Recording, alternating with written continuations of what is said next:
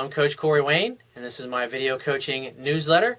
And the topic of this newsletter is going to be getting tired of getting turned down for sex by your girlfriend. I got an email here from a guy who's been using what I teach. He first used it to get his girlfriend back, and now the problem he's having is only he's getting laid once or twice a week. And more often than not, when he makes his move, his girlfriend rejects him and won't have sex with him. And he says, "Hey Corey, I have a question for you about keeping my girlfriend interested in me more sexually than she does. I emailed you before about my girlfriend and I breaking up because of incompatibility differences. Now we're back together again after a couple of weeks of no contact on my part. So good, you walked away and then she reached out to you because she wasn't ready to let you go."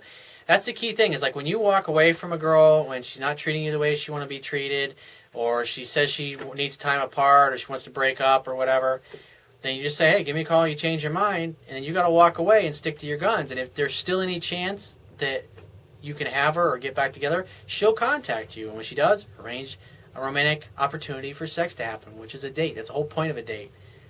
It's supposed to lead to sex ultimately. The idea is you get closer and closer to her until you end up inside of her.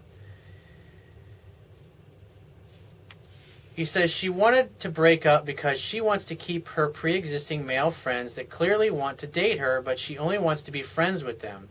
She made it very clear to me that she's not interested or attracted to any of her male friends. She said she only wants to be with me and to trust her, and that I'm the only man she will have sex with. She said that I can completely trust her and that she will be faithful only to me. I believe her, but I guess I'm still jealous at times. Well, if you keep acting jealous and insecure and needy, you're basically, when you do that, you communicating that you don't think you're worthy of her. And if you keep doing that, she's just going to simply dump you and break up with you again. I mean, because at the end of the day, she's going to do what she wants, when she wants, with who she wants. And if she's going to cheat on you with one of her guy friends, she's going to do it, and there's not a fucking thing you can do about it. The idea is that if you're cool and you're comfortable with her having male friends, and she cares about communicating to you that she's being loyal and faithful, she's going to tell you who she was hanging out with, who's texting her, who is making advances on her, who's trying to get her to date her or whatever. But if you act needy and insecure and act like a jackass and you blow up at her, eventually she's going to stop telling you about these things, and that's when you would have to be worried about them. He says, "I'm working on my jealous feelings, and she told me that she always got along better with guys most of her life, and women were always full of drama.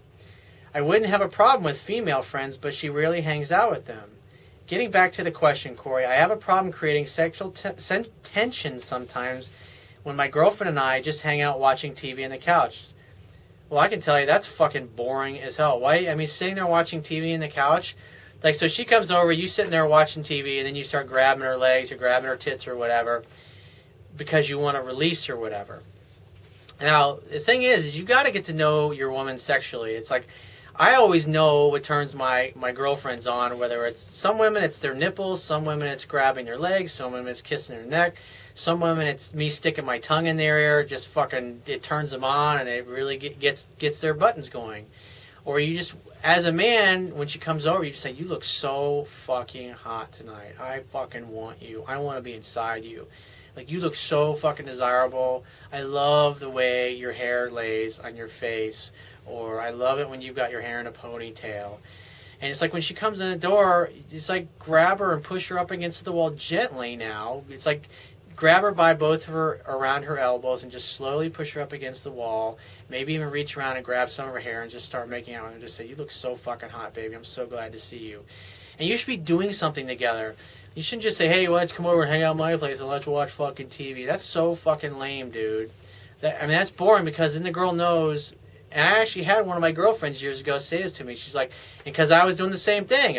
It's like she'd come over, and she's like, "I know what's going to happen when I come over." It's the same thing. And she'd come over, we'd start fooling around, end up in the bedroom, and we have sex, and then she'd go home after that. And it gets boring and it gets predictable. So you got to date and you got to court this girl. That's how you get her to fall in love with you, is so you can always do something. It doesn't mean you have to go out and spend a ton of money together. Maybe one night she comes over and you go out and you ride bikes together. Or you go to the gym together and you come back and take a shower together after the gym. And you just say, "You look so sexy when you're all sweaty." And fuck her in the shower. You got to spice it up. You got to do things different. You can't just expect a girl to come over and fuck you like a robot every night. I mean, come on, dude. You got to court the girl properly to get her to fall in love with you. And so if she's coming over to your house, you should be making dinner together. You should be doing things together like a family would do together, because it's just you and her, obviously, at this point. And so you should have fun together. And maybe every so often when you're cooking or you're doing something, you just fucking grab her nipple. And it gets all hard. And, like, I remember, like girlfriends I have that have, like, really big nipples. It's fun to grab her nipples because then it gets really hard. It's like a thumb sticking through her shirt. I love that. And usually women with, like, big nipples, they're very sensitive. And so, like, I had one of my girlfriends who had big nipples, and it's like all I had to do was gently rub them, and she just loved having sex anyway. She was a very sexual person. And that's what was great about her. She was always ready to go, and I don't ever remember a time that we were together she ever turned me down for sex. But your problem is, I mean, you just got back together, and so you got to remember, your girlfriend's going to be a little standoffish, and she's going to be kind of keeping you at a distance a little bit because she's going to be afraid of your jealous, needy, insecure feelings coming back. And so it's going to take some time to get her to warm up to you, but you should be doing things and not just have coming over and hanging out and watching TV. That's so fucking totally lame. He says, I can sometimes spark things up, and my girlfriend and I both agree that we have fantastic sex when it happens. We probably have sex maybe once or twice a week, but I'd like to have it more like 4 or 5 times a week. Well, like a lot of my girlfriends, I'm used to having sex 4 or 5 times a day when things are really great between us, but I mean, sometimes you get into a rut and you just, I mean, usually for me, I end up wanting it less than they do, which is great because you end up getting seduced by the woman and she's really horny because she really wants it bad. But it's like it goes like that. It's like the ebb and flow. Like sometimes, like, you know, like especially like when you're on vacation and you're not worried about work and you're not the stress of the job or whatever, and you're on vacation together and you're always together, you got to fuck all the time because it's like you're just having fun together, and that's what love is, playful and fun. And so the idea is the more you guys can have fun together, maybe you're playing video games together or doing something that's an activity where you can mess with each other and tease each other and be playful. You go throw some darts together at a bar, go play some pool together, or do some board games. I mean, do something different. It's like, stop sitting in front of the fucking TV. It's like, take your TV and throw it out in your fucking backyard and shoot it with your gun or something. Just get rid of the fucking thing because it's lame and it's boring. And it's like, girls want to have fun with you. They don't want to come over and watch TV. They can stay at home and watch TV by themselves. He says, I'm getting tired of turned down for sex. What can I do to get her to start initiating sex more or accept my advances towards her? Have her come over and make dinner together and just push her up against the wall and tell her how hot she looks and say, I'm going to fuck the hell out of you later because I want you so bad. But let's make dinner right now.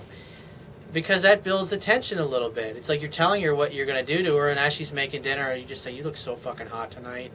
Because feminine energy grows through praise.